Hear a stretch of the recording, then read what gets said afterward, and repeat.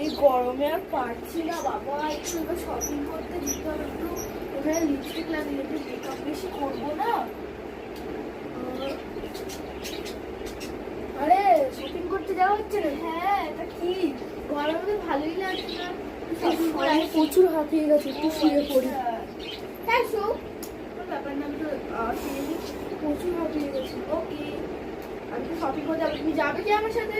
না, আমার শরীরটা ভালো নেই। এই গরমে তুমি মনটা ভালো করে আসো গিয়ে। ওকে ঠিক আছে, কোনো ব্যাপারে না আমার কাছে।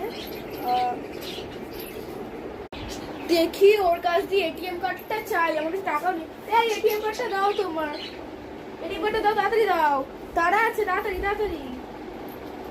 আরে ধরো, আমি এটিএম কার্ড পেয়ে গেছি। কি বলছো তুমি? এটিএম কার্ড পুরো ফুল ভরা আছে, যত খরচা করে তত খরচা। ওকে দেখো গাইস কি ভালো গো।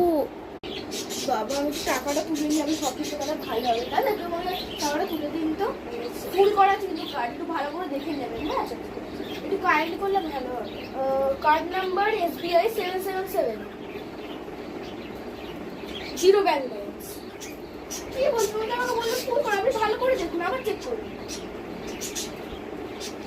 Card number SBI 777 zero balance. কি মা, ওকে ফোন করি। হ্যালো কানেকশন আসলে তো আমি তো ফোন করি। হ্যালো হ্যালো হ্যালো, বলছি উনি তো বলছে যে তোমার নাকি কি বলে এটিএম কার্ড আমি দুবার চেক করালো, ফাঁকা নাকি। দাঁড়া, কানেকশন আসছে না। হ্যাঁ হ্যাঁ, কি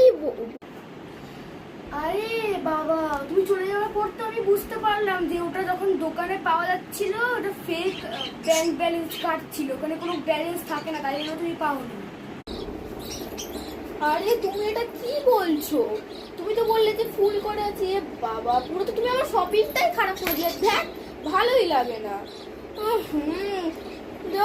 এবার আমি ওটাকে কি বলবো বলো তো? ঠিক আছে আমি চলে যাচ্ছি, যাও তো এখান দিয়ে। আরে কোথা থেকে সব লোক চলে এসেছিল ব্যাংক ব্যালেন্স। আরে না আমার দোষ কি বলুন তো আপনি? এটা ওনার দোষ, বেশি বলছেন না।